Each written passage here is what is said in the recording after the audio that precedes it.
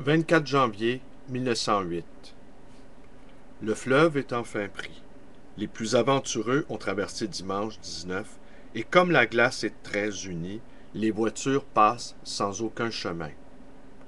J'ai reçu dimanche papa, maman et Blanche. Lundi matin, je suis allé les retrouver à l'hôtel Rien d'eau. Papa est très satisfait de la marche de ses affaires. Il avait sur lui les documents nécessaires pour faire lever l'hypothèque sur sa propriété. Maman est bien, mais elle n'a pas de servante et est surchargée d'ouvrages. Va sans dire qu'on a parlé longuement de Marie des Anges, de Saint-Cyril et d'Alma. Hier, jeudi, j'ai passé l'après-midi à imprimer, numéroter et relier des billets pour la rafle entreprise par le Cercle au profit de sa bibliothèque. 31 janvier 1908. Hier matin, moins 24 Fahrenheit, c'est-à-dire qu'il faisait fret pas pour rire. Hier, aussi, grande joute de hockey entre Varennes et les nôtres. Nous l'emportons 1-0. Un accident pendant la partie, Alfred Roy, blessé d'un coup de patin à la figure, heureusement, l'œil n'est pas touché. Reçu une quinzaine de volumes des rapports de la Commission géologique. 5 février 1908. Après une tempête de neige de 3 jours, des froids sibériens, ce matin, moins 28 Fahrenheit, moins 33 Celsius. Satané Gulf Stream. Hier, c'était congé du mois. Je traverse à pied, à Montréal, avec frère René par un froid de moins 20 Fahrenheit, pour aller payer les contemporains et acheter quelques livres.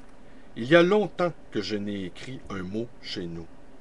Je suis à la révision de mon herbier et je ne fais à peu près que ça.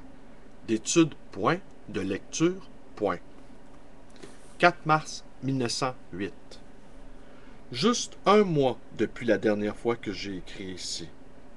Le bon Dieu m'a encore frappé, et plus fort que jamais. Que son saint nom et sa sainte volonté soient bénis.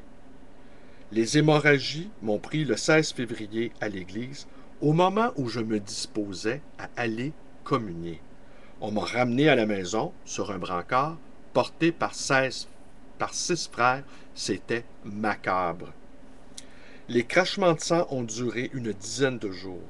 J'ai été administré le 21 février et vraiment j'étais prêt pour le grand voyage et j'aurais été heureux de partir, car le docteur Lesage avait rendu le verdict tuberculeux, et la perspective d'une vie inutile ne me souriait nullement.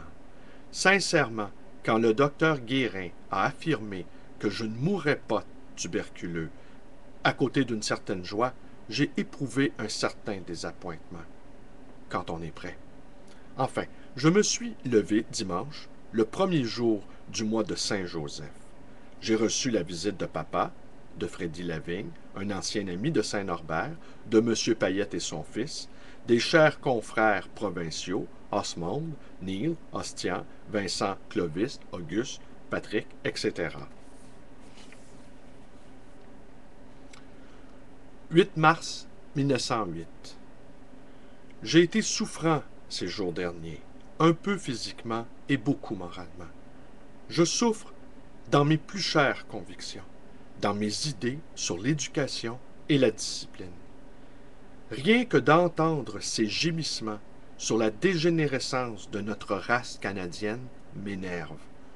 Car, dans notre sphère, nous embrassons à cœur joie les idées du siècle. Nous nous laissons aller à tous les mauvais courants pourvu qu'il y ait un profit matériel immédiat. Je me sens étrangement dépaysé. On dirait que mes idées sont d'un autre siècle, tant elles diffèrent de celles qui règnent autour de moi. Ô mon Jésus, ayez pitié de moi. Si mon idéal est exagéré, ramenez-moi sur cette terre. S'il n'est que juste, et s'il est encore au-dessous de celui qui devrait éclairer ma vie, faites, ô mon Jésus, que l'injustice, l'intrigue, la vulgarité et le terre-à-terre ne règnent pas éternellement. Si j'étais un saint, je me réfugierais dans la prière continuelle. Mais, Comme je ne suis qu'un sentimental, je dois me jeter dans le travail et l'étude pour m'étourdir et m'empêcher de rouler ma peine dans ma tête. Comme dans la neige fondante, on roule une boule jusqu'à en faire une avalanche. Je fais mes 2 petites sorties par jour, promenade triste, sous un ciel pleureur qui répudie l'hiver et qui n'est pas encore le printemps.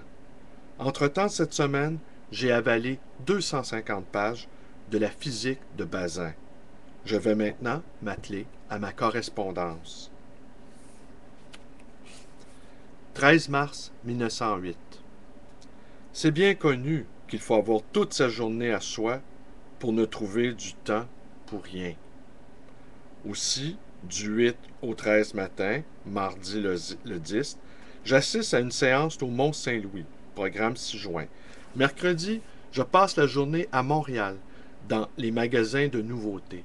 Moi, si je disais cela à Aldeci, ça le ferait rire.